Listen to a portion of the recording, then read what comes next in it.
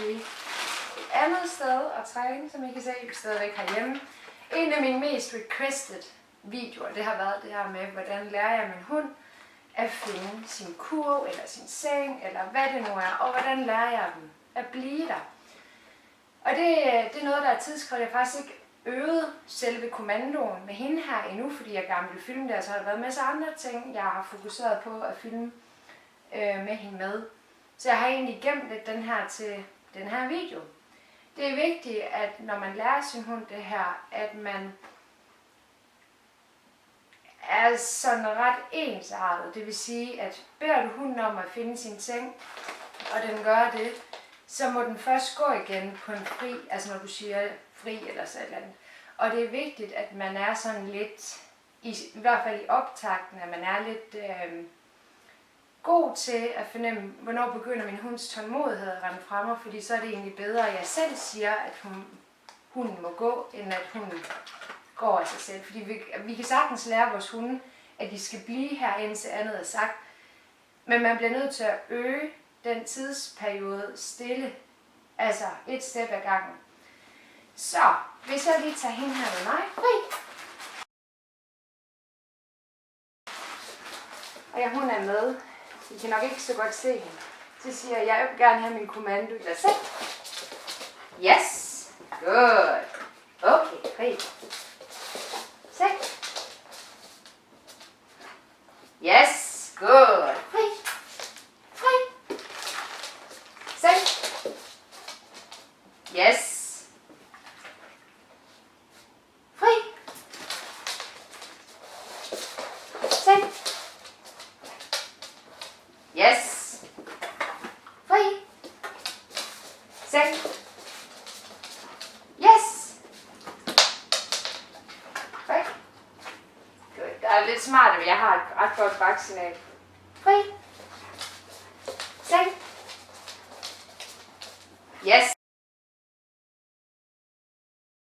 Se. Dæk. Yes. Fri. Godt. Og se. Som I kan se her, det er det første del af øvelsen. Det er simpelthen at øve dem i at forstå, at jeg for eksempelvis kan, hvis vi nu får gæster, eller hvis nu at jeg gerne vil have hende, og hun skal finde ro, at jeg så kan sige seng, og så kan hun rende hen til sengen, og så ved hun, hvad det betyder. I stedet for, at jeg skal følge hunden derhen og bede den om at lægge sig, og så holde lidt øje med, om den bliver der. Så første led, det er egentlig bare at lave det her, som jeg har gjort nu. Næste led, det er simpelthen at øve tidsperioden, hvor hunden egentlig er i selve sengen.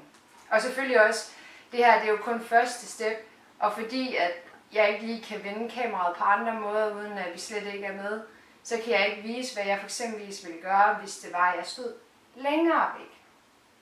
Fri. Fri. Nu prøver vi lige en gang at få hende over i sengen. Se. Dæk. Yes.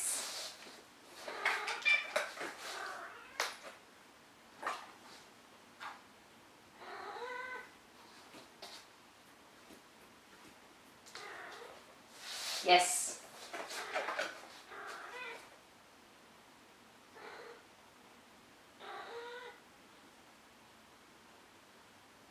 Yes.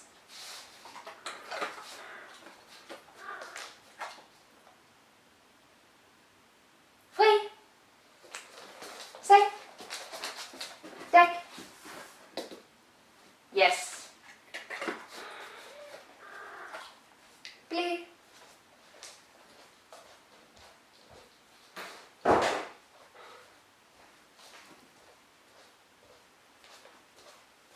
Yes. Bliv.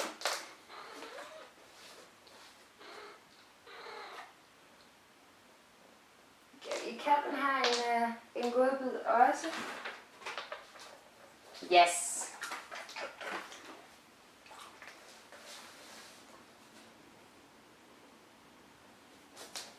Yes. Så hun egentlig lærer at Sengen, det er egentlig et ret sted at være lige nu. Der kan I godt se, at sandsynligheden for, at hun falder i søvn lige nu, den er ikke særlig stor, fordi hun afventer egentlig, om hun får en godbid. Men jeg roser hende egentlig også for tiden, hun vælger at blive, så jeg prøver sådan lidt at trække den længere og længere tid, ind mellem hun får godbiden. Altså det vil sige, at hun venter i længere tid ad gangen, yes, på madrassen, indtil der hun får en godbid. Fri! Nu prøver jeg lige at se, om jeg kan gå hen i det andet rum, mens der hun bliver liggende. Jeg giver hende et bliv-signal.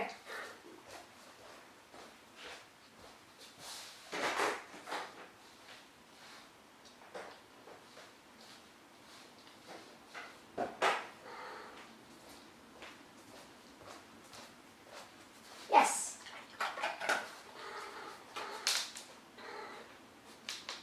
Fri.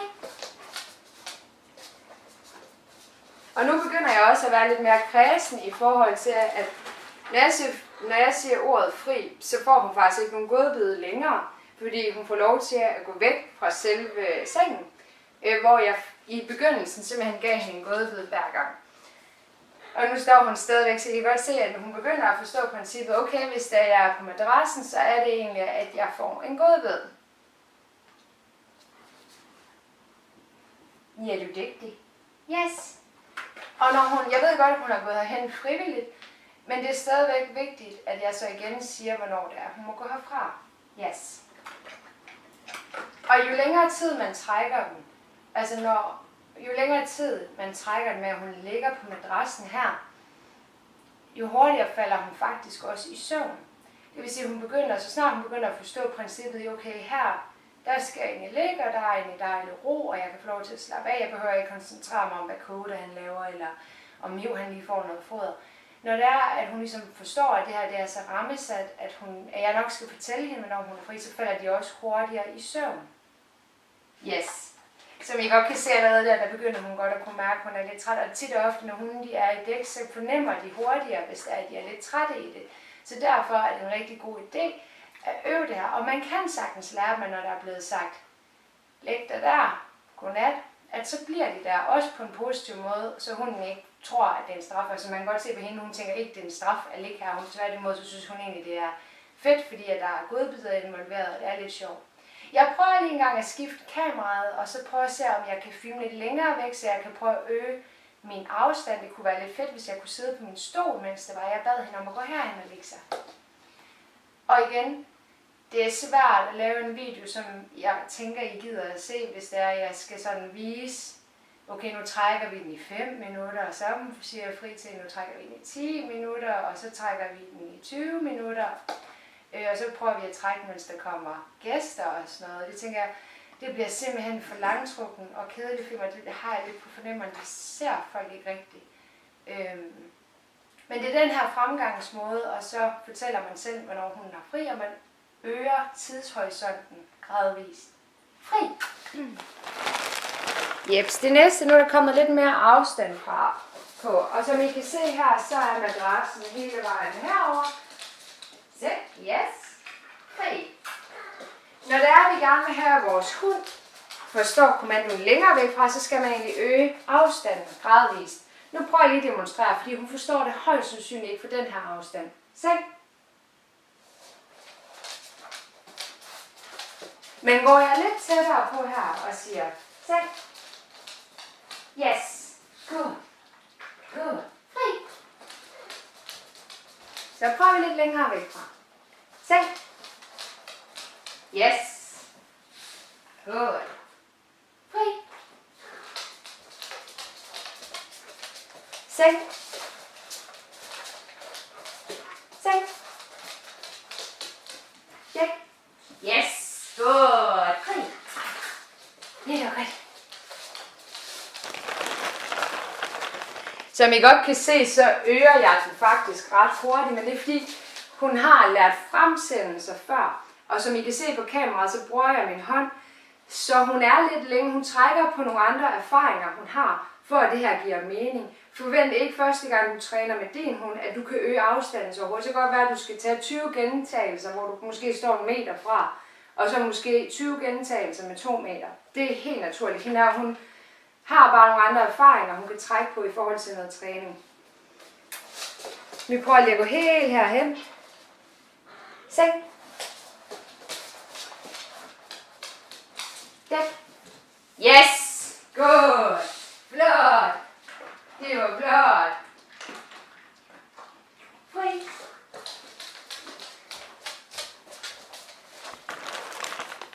Prøver vi at gå så langt væk vi kan. Jeg prøver faktisk lige at sætte mig her en gang. Så kan I også se mig her. Så prøver jeg bare lige at sætte mig en gang. Se. Der er min landing. Se.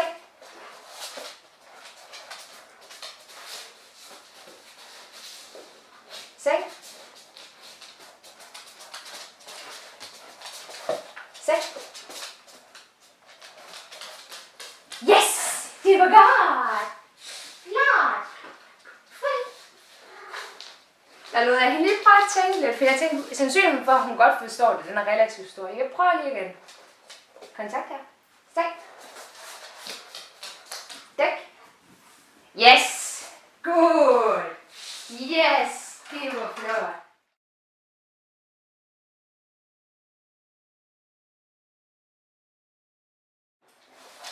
Stik. Dæk. Yes! Good girl! Flot! Det var flot! Og det er egentlig sådan, man lærer og træner sin hund i forhold til med at kunne finde sin seng ligegyldigt, hvor man er henne. Og det skal selvfølgelig også øves ligegyldigt, hvor man er henne i de forskellige udfordrende miljøer, som hunden kan møde. Og så husk, at der er 2 dele i den her. Der er faktisk mange deleøvelser, for der er også afstanding også. Men 1, det er at lade dem forstå, hvad seng egentlig betyder. Og 2 er simpelthen at træne dem i den tid, de skal blive liggende. Altså lære dem at simpelthen forstå, hvornår de må gå derfra igen. Så det var det, vi havde at fortælle den her gang. Jeg håber, at det kan hjælpe lidt. I må gerne sige til, hvis I har nogle spørgsmål i forhold til det her. Hej hej.